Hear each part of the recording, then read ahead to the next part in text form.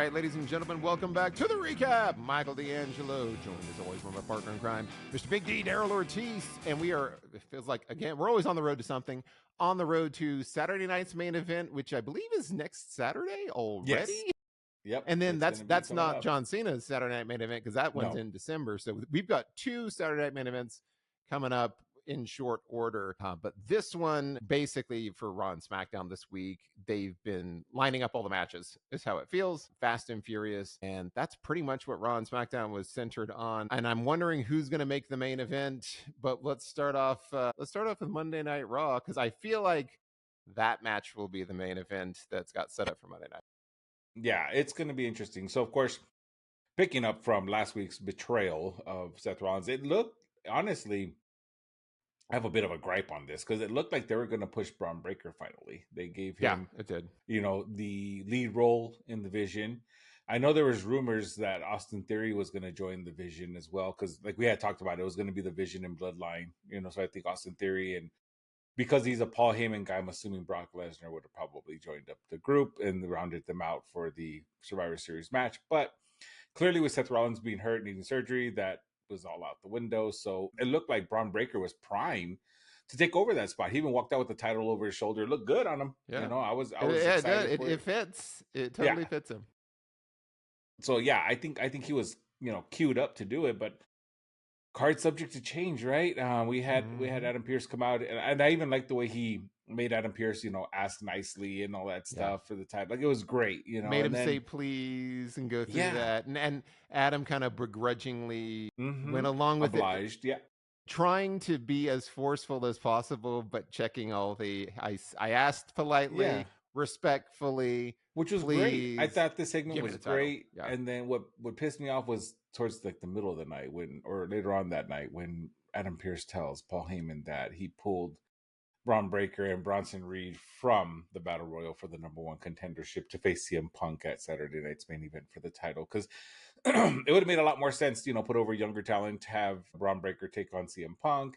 Then he could have beat CM Punk and been like, see, I did what Seth couldn't. There's a lot that could have been written in that aspect. But they said no. And so now, we'll get to the Battle Royal later, but yeah, it's not. Spoiler, it ain't Braun Breaker. So it ain't Braun Who knows Breaker. what they're going to do with Braun Breaker? I mean, I don't know what's going to happen with those plans. I obviously, they stalled them for whatever reason. I get it. WWE's trying to, I heard that their revenue, TKO ESPN app is like flopping for it because they're not getting as many subscribers as they thought they would versus what they're putting into it. So it's a money thing, I think. So they're just trying to push for viewership. Although it's stupid because main event is on NBC and Peacock. So I don't understand, but who knows? And for me, it didn't make sense for them to try to do this shift over to ESPN and charge so much for it. Like the problem is it's going up to like $30 a month to try to get the membership for ESPN. And if you have a VPN, you can just watch it on Netflix in the UK. Just toggle over and watch it on like Netflix in the UK instead of the ESPN things. You absolutely can. It didn't make a huge amount of sense. So that's just probably why they're flopping on it. I don't know why they thought it would drive a bunch of new subscribers to ESPN either. It does feel a little short-sighted.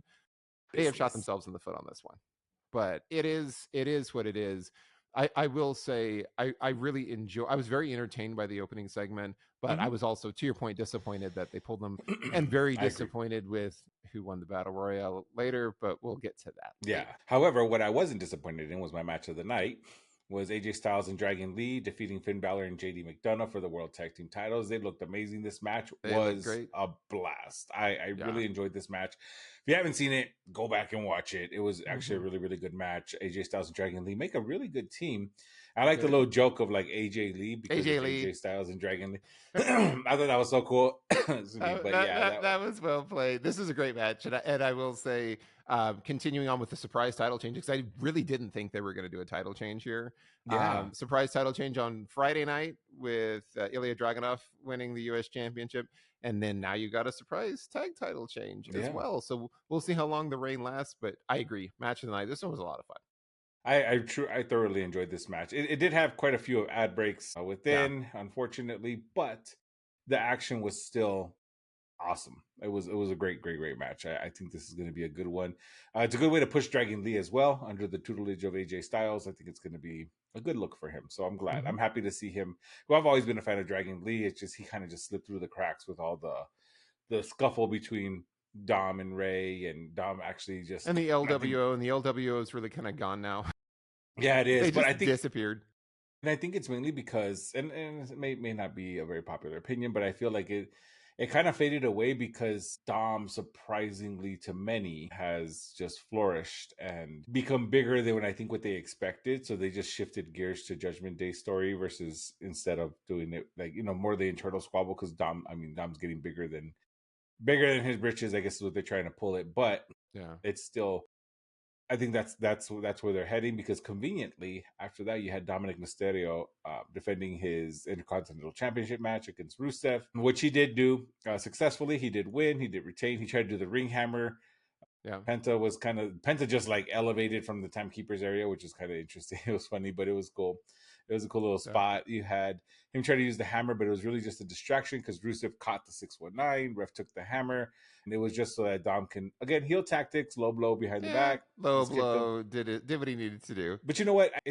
It's funny because I usually will gripe about like stuff like shady finishes, but it's Dom and the way he's pushed himself and the way he's poised himself. Like you expect it. He kind of took like the Eddie Guerrero route, and it's like you kind of expect. Yeah, this really is like the lie, cheat, steal thing, which I thoroughly loved it when Eddie Guerrero did it because he made it fun. And Dom's making this fun. It's not just he's hitting him with it. It wasn't when John Cena was doing the heel turn. It was low blow title shot every single time. Dom mixes it up, does some creative things, makes it fun. It's very much in the spirit of Eddie Guerrero, which is what I think gives it longevity and makes it enjoyable. So I'm totally fine with it too. I agree. Same here. And after the match, of course, Penta and Rusev went at it. I think Penta hit a springboard tornado DDT on Rusev. So I have a feeling we're going to have some sort of triple threat match at some point, or we're going to see Rusev and Penta again, which would be nice to see. So either way, I'm good. After that, we had Maxine Dupree making her hometown return against Becky Lynch for a women's intercontinental title match. Before that, though, Becky was talking to Paul Heyman, said Seth Rollins will get his revenge. I like that she just addressed it right then and there. She looked furious, livid, which was good because it did set the tone. Because Maxine, again, getting better and better each week. Maxine is wrestling a lot better, a lot more confidently. The crowd totally behind her because it's her hometown. Yeah. And it kind of set the table for her as well, because it laid that doubt in, is like Becky Lynch all there because she's still upset about Seth, and like is she gonna go out too? Is she gonna leave too? Because we already had 2 surprise title changes within a few days, so is this gonna be another surprise title change? And I wouldn't have been mad at it, but Becky Lynch, out of her frustrations, just hit Maxine with the title and got a disqualification. So this feud will continue. Maxine did have a cool bridge out of the armbar, which is actually pretty cool to see. But after that, I think we'll probably just see this run back again. What did you think of the match? Yeah, probably. No, it was good stuff. I do like that Maxine Dupree's getting a big push now. It feels like out of nowhere a little bit. Yeah. But I think she's doing well. She looks good. She's like doing kip ups and a lot of really athletic stuff. So she's definitely progressed a lot. I will say, seeing Becky Lynch pull a Cody Rhodes and use her title to get herself DQ'd, for me, almost kind of puts an exclamation point on the fact that what Cody did last week was a total heel move the previous week.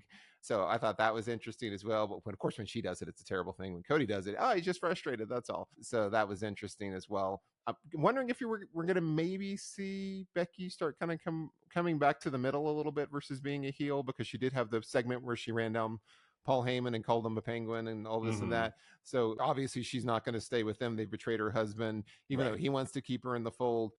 So interesting to see where this goes. I am worried, though, that once this runs its course, Maxine's going to just vanish, because WWE has a weird habit of just dropping storylines and then just hanging people out to dry. What happened to Legado del Fantasma?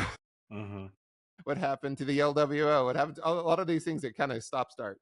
So, but for now, this one was really good. Yeah, I agree. After that, we had Stephanie Vaquer defending her Women's World Championship against Roxanne Perez. Of course. Actually, this was a non-title match, right? I don't think it was an official one.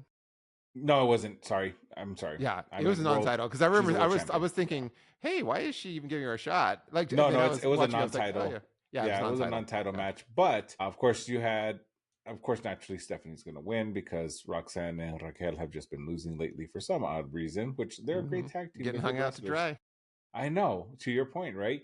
But in this one, you did have some shenanigans from Raquel, which, of course, Stephanie was able to overcome, and she Yeah. did get the win. But after that, she got jumped, of course, and surprisingly, Nikki Bella I know Nikki came out Bella again. with the save. Wasn't I was like when it happened, I was like, really? Like, why? And they got a tag match next week, right? I They think. do. Yeah. What do you think? How do you feel about Nikki Bella's return here? It just feels like it's kind of floundering. Maybe it's because they were in California and she just happened to be close by. I don't Well, know. I don't Scottsdale's not understand that this. far from California, so I mean, Yeah, this is where I'm like, I'm not a wild fan of this. And the fact that Nikki's like, you and I are best friends, Stephanie. Like as of like 3 weeks ago. I feel like this would have made more sense. I don't know. Maybe I'm just biased, but this would have made more sense if it would have been AJ Lee coming for the save because it gives her something to Yeah, do. Because yeah, she officially came true. back and she's actually wrestled matches. So has Nikki. Still has So is Nikki, but this a just little doesn't bit. make a ton of sense here. Like it feels like Nikki just wanted something to do, and all of a I sudden they're think it's trying to play this storyline that she and Stephanie Vaquero have like hit it off and become best pals, which is not true. Like you haven't shown any of that, yeah, except like maybe her saying congratulations to her backstage one time. yeah. That's it. I don't know. I don't know how I feel about it yet. We'll see how this story progresses. Yeah, we're gonna get a tag team match next week, so we'll see. We'll see. After that, we had the Battle Royal come up, which of course was filled with a bunch of tag teams that you knew were not going to win because Of course, tag teams. they just needed bodies to get thrown over. Yeah, so of course you had final moments. You had Jimmy Uso, Jey Uso, LA Knights, Dominic Yeah. Mysterio, kind of rounding out. But then you had, of course, the tension between Jey and Jimmy. Jimmy kept saving Jey Uso throughout that. That's the major story that they're telling. Jimmy kept saving Jey, and when Jimmy was kind of teetering over with, I would say was it Dom or was it no? It was LA Knight. He was with LA Knight, Knight, yeah. and he threw them both over, and of course that kind of the crowd totally reacted to that, which is what you want. But at the end of the day, Jey Uso was the one to win because it was Dominic and Jey Uso at the end, which was a very interesting combination. But of course, you knew it was going to be Jey at Dominic that was, point, yeah, though. you knew Yeah, Dom you wasn't knew. going to win because he is already a double champion over two brands. So it's just kind of like, yeah, no, Jey's going to. But I like the way they did it, but still not a fan of this one. I guess maybe I'm just still being biased because I feel like Braun Breaker should have had that opportunity and won it, and they should have continued that storyline. But what do you think? Yeah, I agree. I don't like this choice either. I understand why they're doing it though, because they're desperately trying to do a heel turn with Jey, and Mm-hmm. they want to have a heel rival for CM Punk. So I understand that. Having him betray his brother, obviously, that plays into what you've been seeing, that plays into the heel turn as well. I just don't like seeing Jey Uso get all these title opportunities and title shots when you have people like Braun Breaker, where it feels like more of the obvious choice. You've already said he's a future. You've said you're going to fast track it because Seth Rollins got hurt. Just let him do it. Let him go for it. Yeah. Let him take that on. Do what you did with Stephanie Vaquero and then just strap a rocket to him and go. Or give LA Knight an opportunity here. Make it. I would rather see LA Knight versus CM Punk at Saturday Night's main event and let LA Knight win. Let something happen here. But that's obviously not going to happen. LA Knight's still going to continue to get put on the back burner again with stop start stuff. I don't understand why Jey continued to get these opportunities because let's face it, the only thing that's really over about Jey is his entrance. His entrance is the most over thing. He's not a great worker. I think they were saying the 3 most disliked videos in WWE this We're year all are Jey all Uso. Jey. They're all Jey Uso, and I it's think Jey it's Uso just the victories. fatigue that the fans are having with him being put out there. And I mean, it sucks because I like Jey. I do. I love the Usos. I like Jey, but I feel like this is one of those that it's kind of reminded me of like Big Dog Roman Reigns all over again. Yeah, Where no it's matter like how much we're not willing to say we were wrong here. That's what it is. Mhm. Not willing to do it. It's I don't know. I don't know. Like, and this is where I don't understand why WWE will get so tied up with just refusing to say, "Hey, this isn't working. Let's let it go." They're going to try to drive certain people down your throat the whole time, and then there's others that don't ever get a chance. Like LA Knight's been over for 3 years. LA Knight's been way more over than Jey Uso has, and better promos, better ring worker, and he can't get a sniff at anything. Like he's constantly the bridesmaid, never the bride on everything. So that this is frustrating. But I get also they probably just don't want to have two faces in that match on Yeah. Saturday Night Event. So it was like Jay's the obvious choice because they've made this decision to do this heel turn with him. But I don't know. Frustrating. Well, you could have had a heel and a face if you had had Braun Breaker win, but I will keep Yeah, pushing that. But oh well, it is what it is. exactly. That was Raw in a Monday Night nutshell. Raw. There, yeah, it was okay. Just again, just tying up loose ends for Saturday night's main event. Massive scramble because of injuries, but yeah, that's it. We'll see what happens this week. Yeah. And so on SmackDown, we immediately went into there was a conversation with Jimmy and Cody because we picked right back up about Jacob Fatu and then Jey Uso and what happened with, Jay eliminating Jimmy. And then Jimmy was like, I'm going to go talk to Nick Aldis. And then Cody went to go cut a promo in the ring. So that's where we started, was with the in-ring promo with Cody. And he did his whole, should I apologize for hitting Drew with the title? No, which I'm like, okay, all right, that's an interesting choice for him to talk about how he did it. Clearly, heel thing. And he's not going to apologize. Of course, the crowd was behind him. You did have Drew McIntyre come out and interrupt and say he didn't want any apology. Talked accurately about the fact that he keeps getting screwed and the fans are brainwashed, which they are, which is all true. Again, Drew McIntyre just spit in truth the whole time. And then you had a moment where Drew tried to address, hey, I didn't attack Jacob, and, tried to address who actually did it. And then Cody kind of cut him off and got furious and then just started like snapped a little bit. And then you had Jimmy jump Drew McIntyre, and then there was a big brawl. And then that got interrupted by Solo Sikoa and the MFTs because they tried to kind of tease it like, who really attacked Jacob? And then you had the MFT's music hit, but it was just because they were there because JC and Tama Tonga had a tag match immediately. So that felt like a red herring to me. So this was all interesting. It was setting up the main event. So the main event ended up being Jimmy versus Drew McIntyre in a no DQ match, which is what he went to go talk to Nick Aldis about, and it was to get revenge for what happened to Jacob. I'm gonna hold here, but what were your thoughts about this whole sequence, Big D? The whole time, I can't help but thinking like they're gonna make this a street fight or a no DQ fight because Jimmy's gonna need time off eventually because of the baby on the way. Obviously, he's not that far along yet, but I feel like Jimmy's just desperately looking for something to do because they're pushing Jay for the title match, which is dumb because they just reunited the Usos, which would have been a better fit at the time because I think it was elevating both of them. But it is what it is. Yeah, I mean, I don't know. I stand by. I don't think it was Drew. I actually kind of feel like the way this promo went, I kind of feel like it may have been Cody. Yes, that was where I was going with this. I feel like it may have been Cody just because we've been seeing hints of a heel turn. Like, I'm sure people in the comments are going to say, we don't know what we're talking about. This is why these guys shouldn't, man, shut up. You're watching. Just listen. This is a theory, and these are called fan theories. And this means we can theorize all we want because it's what we do. And it is what, again, my favorite phrase is what it is. So you just, whatever. That's what it is. Anywho, I think that it possibly, small possibility, it might be Cody just because of the fact that we've been seeing little glimpses of it here and there. He refuses to acknowledge his mistakes, and they need some, because obviously, the main event of WrestleMania is probably going to end up being CM Punk and Roman Reigns because, of course, and then, excuse me, for Cody, I think it would make sense to see a heel Cody by WrestleMania, just because it's overdue. I think the corporate Cody or the nice guy Cody has kind of run its course. We're all itching to see a heel Cody. That's why the crowd's so behind it, I feel. And I mean, the only person that kind of benefits from, because if you think about, okay, let me backtrack. Cody's been trying to call his own shots. He's been trying to make his own rules. He's been trying to create his own matches. So he's having control issues because, of course, he used to run AEWs or sort of, right? But yeah, now he's at that point where maybe he's just taking matters into his own hands. He really wanted to fight Drew, but then they put that roadblock of Jacob Fatu. So he took it in his own hands and said, I'm going to assure that it's the guy I want to fight, and it's going to be Drew. It wasn't because he doesn't like Jacob. It's because he wanted Drew McIntyre. So he's going to do whatever he needs to do to make sure, very Homelander-ish, to kind of tip the scales in his favor. And I keep mentioning Homelander because Cody has hinted at times that he does it. That's one of his favorite characters on The Boys, but it's also very suiting because his ring attire eerily matches Homelander, which I think he said before. I think he said it before. That's what he does. But yeah, I think it's a possibility. It might be Cody, and I think that's going to be the reveal at some point. I know Jacob's out for dental surgery, I think is what it is. Yeah, so it sounds like dental surgery. So No, I 100% agree with that, because that's the first thing that I thought too. And I was like, I'm going to go out on a limb here.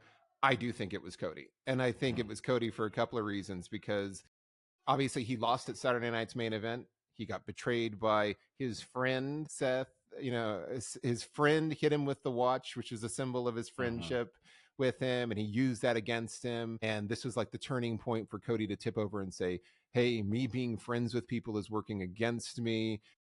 I need to be more ruthless. I'm not going to allow that to continue to happen.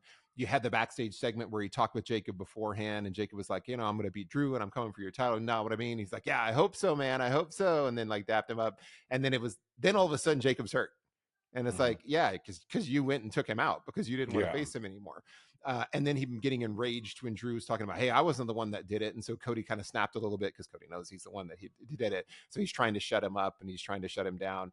All the heel stuff, the hitting with the title, I don't really need to apologize for doing that. So I feel like now it's gotta be. If it's not Cody, it doesn't make sense. And I'm all for it. I would love to see it. Yeah. I think that's going to be way more fun if they do go in that direction. Now watch them not follow through with any of this, but it really feels like, having watched it, I was like, if it's not Cody who did it, then you put too many red herrings in there, and now you're just making Cody look like a bit of a douchebag. So but we'll see. But I want to go on record and say, I hope at Saturday night's main event you have some like, and WWE's like really cops out with this, where they go, we finally got the security camera footage. Like 6 weeks later, and then here it is, and it's like the grainy footage of like Jacob, and you see Cody like push the scaffolding on top of him. You're gonna see something ridiculous, but it'll happen. That's where we're going out on the rim here. So we're in agreement, Big D. It's Cody. Yeah. After this, though, we did have a match: the MFTs versus Ray Phoenix and Shinsuke Nakamura, of all tag teams. Again, putting odd tag teams together. It's so weird that they put Ray Phoenix with random dudes to tag team. If only he had somebody that he I know. was if related only there to, was somebody out there who he was familiar with and has been a tag team with. Champion with before. Yeah, who's kind of they're having him flounder in the mid card somewhere else. I mean, I don't know. There's some possibly related brother, per se. Some would say. Well, and this was really just being done to set up the MFTs to continue to have them build momentum. So I think that's why they did the random tag team. You had Tama Tonga hit the cutthroat on Ray Phoenix after lots of interference from the NFTs and nobody coming out to help Shinsuke and Ray. Yeah, I will say, I'm a bigger fan of Tama Tonga style now that he put the face paint back on. I should say face paint on. He put on some weight too. He looks a little more jacked up. When I saw him, I was like, man, he's filled out a little bit since his time off. So. He's looking more and more like his New Japan self. Yeah, he's looking more and more like his New Japan self, which I'm loving. I think it's hilarious how JC Mateo kind of got his new face paint. Like he probably got ragged on for his face paint the week prior, and so he changed it up to look more like. It kind of reminded me of the band Ghost, but it looks better. So we'll see. No, and then after this, we got Tiffany Stratton versus Kiana James. This was set up from the previous week because Kiana had offered her services to Tiffany, and Tiffany had rejected her, and so they decided to have a brawl. Nice little display of dueling gymnastics skills, since they were both former gymnasts. Yeah. So it was solid. It was a good match. You had Tiffany, of course, hit the prettiest moonsault for the win. Julia was ringside, and then she attacked Tiffany afterwards, which led to the big moment for this, which was one of my favorite moments of the night. Jade Cargill came out looking like $1 million. She looked fantastic. She came out. She looked physically great. She did have the little kind of cut scar healing from when she got busted open, but she looked fantastic. Comes out, saves Tiffany. They stand tall, and then she clotheslined Tiffany and did the heel turn, and then just beat her down. Jade totally demolished her, stomped her knee, absolutely laid waste to the champion. Yeah, I like this a lot because I feel like this gives her something good to do. It gives her a new foil. I prefer Jade as like this monster heel. I think would be a lot better. I think she's much more intimidating as a monster heel than somebody like Nia Jax. So I really enjoyed this very, very much, and I hope Jade takes the title off of her. Yeah, I'm pretty sure she will. I'm pretty sure she will, just because she's long overdue. I think she's done her homework. She's gone back. She's reworked herself, and she's gotten better in the ring, better on the mic. So I think this is long overdue. We've been waiting to see a heel turn with her back when she was teaming with Bianca Belair, right? So I think this was great. I enjoyed every bit of it. I liked the little surprise, right, of her turning heel on Tiffany. And I think if anyone's going to take it off of Tiffany, it's going to be Jade, and I'm looking forward to it. So we'll see. Yeah. Yeah, so this was good stuff. I enjoyed. This was probably my favorite moment of the night. And then after this, you had Sami Zayn and Ilya Dragunov backstage, telling each other how great the other one was. And then Ilya did continue the U.S. Open, U.S. Championship Open Challenge. I always want to call it the U.S. Open because of the U.S. Open. Yeah. The U.S. Championship Open Challenge. And this time, Aleister Black answered the call with Zelina Vega at ringside, since obviously they're married, but now they're officially on-screen partners at this point. So this was a really good match. Wasn't wild about the ending because it felt like, again, a little bit of a cop-out, but this tends to happen a lot with these matches. Eventually, Damian Priest just walked down and took his sunglasses off to reveal his burned eye from when he took the fireball to the face, which looked silly because at some point, Zelina Vega jumped on his back to save her husband and then wiped off some of that makeup that they had put on. So when he was standing later, I was like, oh, his eye all of a sudden doesn't look nearly as burned anymore because she was clawing at his eye, wiped off the makeup. But the distraction that he provided walking down was enough to allow Ilya to hit the Torpedo Moscow and then retain the title. And then Damon went after Aleister. And after, as I said, Zelina Vega clawed at his eye and they made their escape. I'm just kind of done with the Damian Priest, Aleister Black thing. I feel like we're overdue for a blow-off match, and this is what we're gonna get. It's probably gonna be on Saturday night's main event, probably, or on SmackDown. We'll see. But excuse me, in an Inferno match, like you gotta play into the eye burn. You gotta make this pay off somehow. I don't know. But I did like the match. This was probably my match of the night. This was probably my match of the night, just because Aleister Black and it's Ilya Dragunov, which is two phenomenal guys in the ring. I think that, unfortunately, I feel like the finish should have been where one of them eventually gets a clean win. Obviously, Ilya, because he is the most recent champion. He just won, so still fresh. But I think the beatdown should have been for after, maybe after Aleister starts beating down on Ilya, and then that's when Damian Priest comes out, and then they have all the stuff that happens after.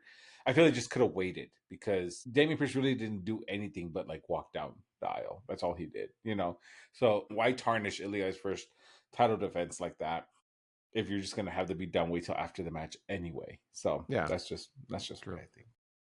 No, but you're right. This was definitely the match of the night as far as wrestled match. Even though the finish was, like, again, for me, a little bit of a cop out, but this was really fun stuff. And then we had the main event, which was the no DQ match between Jimmy Uso and Drew McIntyre. This match was fine. There was a lot of brawling in the crowd at the beginning, and it was a little plotting at the very beginning and a little bit slow. It did pick up towards the end of the match. Yeah. We had a lot of use of steel chairs. You had a table spot where Jimmy Samoan dropped Drew through the table. Jimmy, towards the end, attempted an Uso splash and took a chair to the face. Drew threw the chair and hit him in the head, which was great. And then followed that up with a Claymore. Drew got the win here. And then he continued the attack on Jimmy afterwards, choking him with a chair, which, of course, eventually spurred Cody to run down for the save. Cody then tried to help Jimmy up afterwards and then got blindsided by a Claymore from Drew. And that's really how the show ended, with him down. Very standard stuff. The heel taking out the babyface and the babyface coming in for the save. Stuff we've seen a million times before. I wish they had maybe kind of played a little bit more into Cody being ruthless or doing a little heel stuff here at the end, going after Drew a little bit more aggressively versus kind of taking like the typical like babyface beat down from like an evil heel when he did a rundown. But it was fine. It's setting up their match at Saturday night's main event, which I really do. I hope we'll see a surprise, but I'm sure that we won't, because we're already going to crown a new world heavyweight champion just because Seth's not going to be it. Yeah. So I doubt we're going to see a title change from Cody and Drew here, which is also a little disappointing because I feel like Drew should be a world champion soon. He should be a world champion already. He's so good, but it'd be nice to see him win in some alternate reality at Saturday night's main event, is how I'll put it. What did you think of this one, though? As much as I would like Drew, the match was fine. I enjoyed it. It was typical. Right, It was your run-of-the-mill, no DQ match. They hit all the spots, got the tables out, got the chairs, all that good stuff. However, excuse me, going to the Saturday night main event match, because this was really all this was building up to. Anyways, Jimmy was just a catalyst to get it going, right? So I wouldn't mind Cody keeping the title when he turns heel, because it'll make more sense, like in his desperation to keep his title, because it means so much to him because of his dad, and his desperation to keep the title on him for as long as possible. That's why he resorts to him. I just feel it'll make more sense story wise. But yeah, I agree. Right. Drew does deserve to be champion, and I just think because of the way the story's set up, I don't see that happening anytime soon. Yeah, I don't think it'll happen anytime soon. And like him, I mean, obviously he's been a world champion before, but you know, him and LA Knight, I feel like are two top talents who are super over, who are doing some of their best work, if not their best work right now. Put a title on these guys. It's like, come on, what are we doing here with everybody else? But yeah, we'll see what happens on Saturday Night Main Event. That was the week this week. So interesting stuff. What did you all think of the show? And what are your predictions for Saturday Night's Main Event? And do you think Cody's going to actually do a heel turn and did he attack Jacob? We'd love to hear from all of you. Leave us your comments. Don't forget to like, share, and subscribe and all that good stuff. We always love to hear from you all, and we appreciate the support as always. And that's what we got for this week. So I've been Michael D'Angelo. He's been Big D Daryl Ortiz. Have a great week, everyone. We'll see you.